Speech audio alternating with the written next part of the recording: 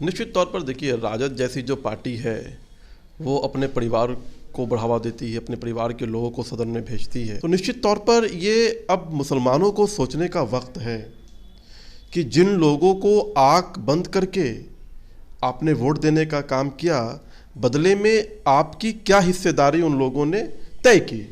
तो मुझे लगता है कि अब मुसलमान समाज इस मौके पर आ गया है कि अब उसे सोचना पड़ेगा। आप बोल रहे हैं कि मुसलमान वोट आपको नहीं देते। ये तो सबको ही जानता है, सबको ही जानता है कि 17% जो मुसलमान बिहार के अंदर हैं वो किसको वोट करते हैं, बताइए आप।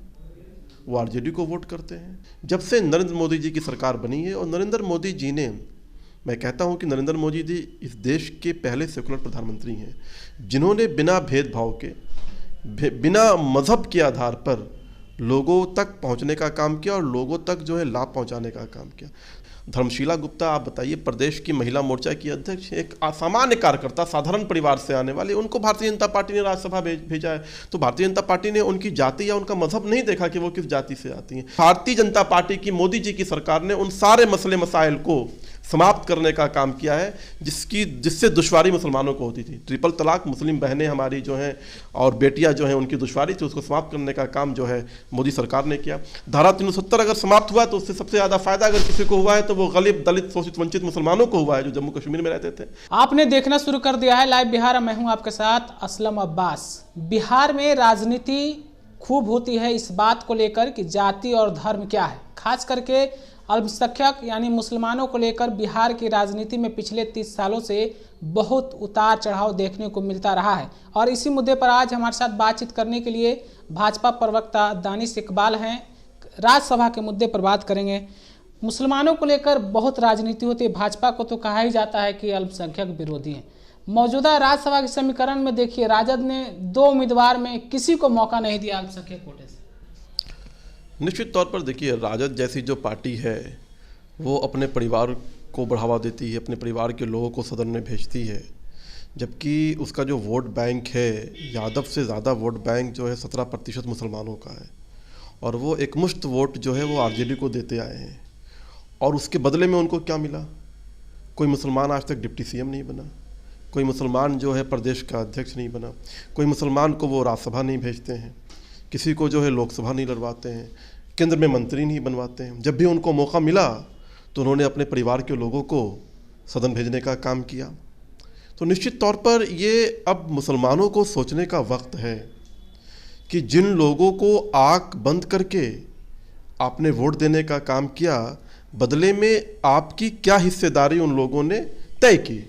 तो मुझे लगता है कि अब मुसलमान समाज इस मौके पर आ गया है कि अब उसे सोचना पड़ेगा कि उन्हें क्या फैसला लेना चाहिए।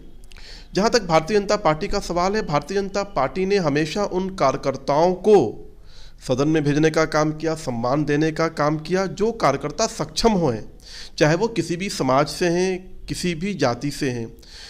हम सब जानते हैं कि भारतीय जनता पार्टी को अल्पसंख्यकों का वोट नहीं मिलता है। आपको ऐसा लगता है? और उसके बावजूद भारतीय जनता पार्टी ने अल्पसंख्यक समाज से, अल्पसंख्यक समुदाय से जो कार्यकर्ता उनके यहाँ काम करते हैं वो सक्षम हैं, दक्षता है उनके अंदर, तो उनको राज्यसभा भेजने का भी काम किया। आप बोल रहे हैं कि मुसलमान वोट आपको नहीं देते। ये तो सबको ही जानता है, सबको ही जानता है कि 17% जो मुसलमान बिहार के अंदर है वो किसको वोट करते हैं, बताइए आप। वो आरजेडी को वोट करते हैं। लेकिन जब से नरेंद्र मोदी जी की सरकार बनी है, और नरेंद्र मोदी जी ने, मैं कहता हूं कि नरेंद्र मोदी जी इस देश के पहले सेकुलर प्रधानमंत्री हैं जिन्होंने बिना भेदभाव के, बिना मजहब के आधार पर लोगों तक पहुंचने का काम किया और लोगों तक जो है लाभ पहुंचाने का काम किया। नरेंद्र मोदी पहले प्रधानमंत्री हैं जिन्होंने मजहब के आधार पर नहीं बल्कि सामाजिक न्याय के आधार पर लोगों को मुख्य धारा में जोड़ने का काम किया। और उसका सबसे ज़्यादा फायदा अगर किसी को पहुंचा है इस देश के अंदर तो जो दलित, शोषित, वंचित मुसलमान हैं, जिनको हम पासमानदा मुसलमान कहते हैं। अगर प्रधानमंत्री ने गैस दिए, प्रधानमंत्री ने शौचालय दिए, प्रधानमंत्री ने घर दिए, प्रधानमंत्री ने अनाज दिया, प्रधानमंत्री ने अगर बिजली पहुंचाई, तो सबसे ज़्यादा फायदा इसका पसमानदा समाज को। ये तो दलितों की बात, पसमानदा की बात होगी। खास करके जो राज्यसभा से जो खबरें आ रही है आरजेडी की तरफ से, मनोज झा और संजय यादव, एक यादव एमवाई समीकरण की बात होती है तो एमवाई में से एम को हटाकर वाई की तो बात हो रही है। ब्राह्मण पर जो राजद का जो आप लोग कहते हैं कि ब्राह्मण हमारे साथ है, ब्राह्मण को तोड़ने की कोशिश है राजद की तरफ से? ये देखिए, भारतीय जनता पार्टी जो है समावेशी सोच की पार्टी है।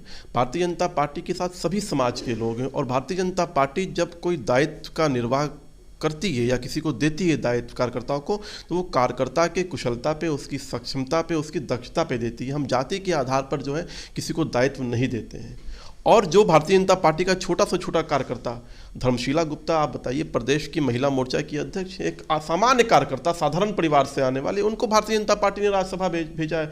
तो भारतीय जनता पार्टी ने उनकी जाति या उनका मजहब नहीं देखा कि वो किस जाति से आती हैं। भारतीय जनता पार्टी को जब मौका मिला राज्यसभा भेजने के लिए, तो भारतीय जनता पार्टी ने पसमानदा जाति के बकरवाल कम्युनिटी के जो है वो जम्मू कश्मीर के जो है गुलाम को भेजने का काम किया राज्यसभा, जफर इस्लाम को भेजने का काम किया राज्यसभा। तो भारतीय जनता पार्टी को जब मौका मिलता है, कोई कार्यकर्ता उस लायक है, तो भारतीय जनता पार्टी उसको भेजती है। उसके अंदर मजहब या जाति नहीं देखती है। लेकिन सवाल यह है कि जो लोग वोट बैंक की राजनीति करते हैं, जिन लोगों ने 70 वर्षों तक लगातार मुसलमानों को वोट बैंक बनाया, उन्होंने बदले में मुसलमानों को क्या दिया? ये बड़ा सवाल है मुसलमानों को सोचने के लिए। और मुझे लगता है कि अब इस साफ हो गया है।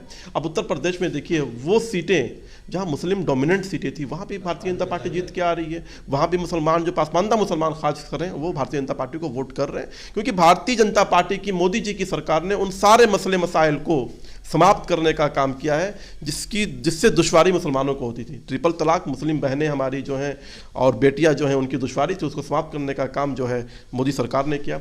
धारा 370 अगर समाप्त हुआ तो उससे सबसे ज़्यादा फायदा अगर किसी को हुआ है तो वो गरीब, दलित, शोषित, वंचित मुसलमानों को हुआ है, जो जम्मू कश्मीर में रहते थे। उनको लाभ से जो है वंचित किया गया था। धारा 370 हटने से उनको सारे वो रिजर्वेशन, वो लाभ उनको पहुँचाने का काम किया जा रहा है। तो मुझे लगता है कि अब जो देश के मुसलमान हैं वो समझने लगे हैं, और आने वाले वक्त में मुसलमान समाज जो है भारतीय जनता पार्टी को पूर्णतः समर्थन करेगा, सहयोग करेगा और वोट भी करेगा।